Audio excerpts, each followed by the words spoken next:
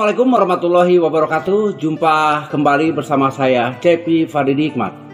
Sahabat, dinamika yang terjadi terkait dengan calon presiden Anies Rashid Baswedan ini menunjukkan sebuah kekuatan yang sangat luar biasa jelang Pilpres tahun 2024 mendatang. Anies adalah salah satu kandidat sebagai sebuah magnet yang utama di dalam kontestasi secara nasional Pilpres mendatang. Sahabat, terbayang jika dalam Pilpres tahun 2024 nanti tidak ada nama sosok Anies.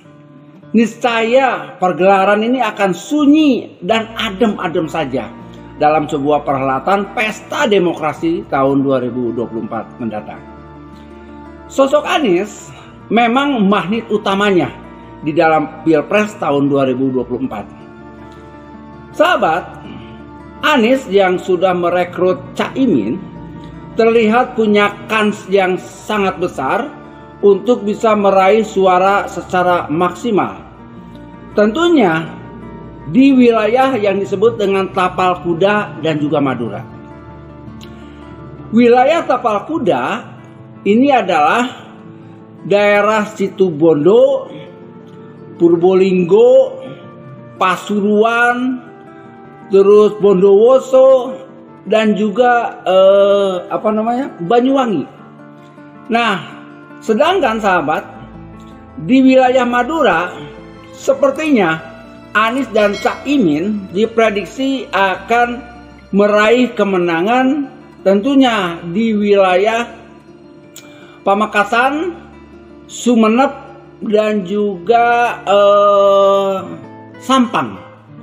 Nah, sementara untuk wilayah-wilayah yang memiliki sebuah basis suara di pondok pesantren yang besar, yakni di Jombang, terus di Kediri, di Lamongan, Tuban, ini diyakini pertarungannya lebih berimbang di antara tiga nama capres, yaitu Anies Baswedan, Prabowo Subianto, dan juga Ganjar Pranowo. Sahabat, ketika kita berbicara masalah daerah Jombang, sepertinya Anies dan juga Caimin ini sangat berat untuk menang di daerah tersebut. Karena gabungan wilayah Arek dan juga Mataram ini yang dominan masih ceruk daripada Ganjar Pranowo. Karena kedekatan warga dengan unsur nasionalis ini cukup kental, cukup kuat. Dan juga di daerah selain Jombang, Kediri.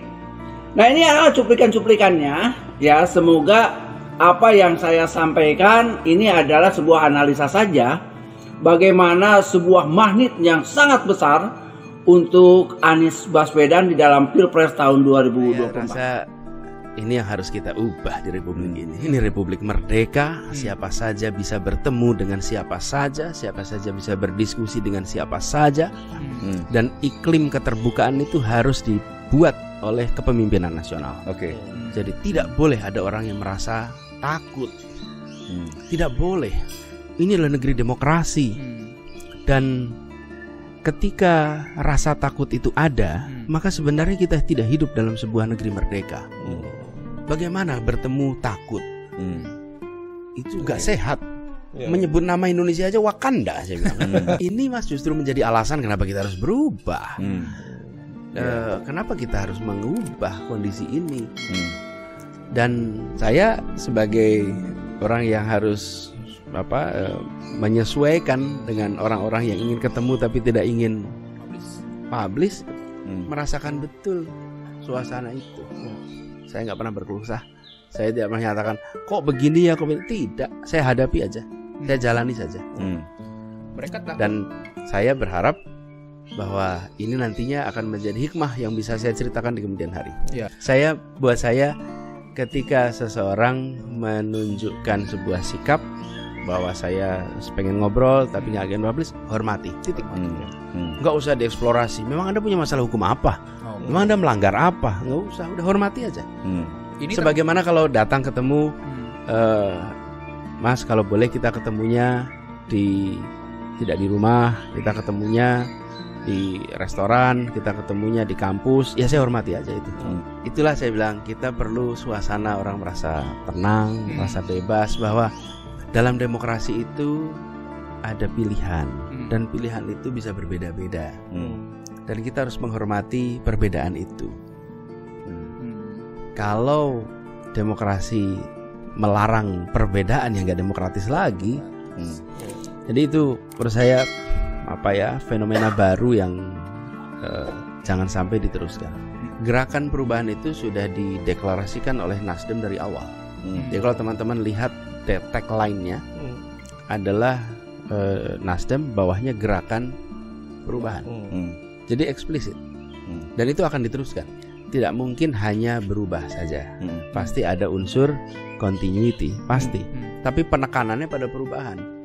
Dan termasuk perubahan iklim ini, kebebasan berekspresi,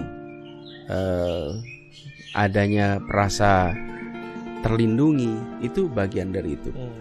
Jadi kami bersyukur bahwa PKB memilih menjadi bagian dari gerakan perubahan ini. Dan kita tengoknya ke depan, Mas. Kita tengoknya ke depan. Saya rasa agenda ini akan terus meluas, akan terus membesar.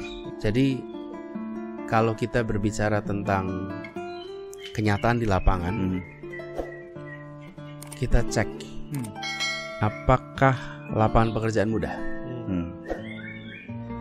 apakah kebutuhan pokok harganya terjangkau, apakah pelayanan kesehatan itu nyaman, apakah pelayanan pendidikan itu memuaskan. Jawabnya tidak. Tapi approval rate kepada presiden itu tinggi. Tapi ketika kita bicara tentang problem-problem yang dihadapi masyarakat, itu nyata di keluarga-keluarga. Gen Z merasakan sulitnya lapangan pekerjaan. Jadi saya sampaikan bahwa kita ingin itu berubah. Kebijakan terkait tata niaga, kebutuhan pokok itu harus diubah, supaya produsen kebutuhan pangan dengan konsumen itu selisih harganya tidak jauh. Artinya yang memproduksi bisa sejahtera, yang mengkonsumsi bisa menjangkau. Dan ini adalah aspek yang selama ini tidak mendapatkan perhatian yang serius. Itu fakta. Demikian, semoga bermanfaat. Saya Cepi Paradigmat. Assalamualaikum warahmatullahi wabarakatuh.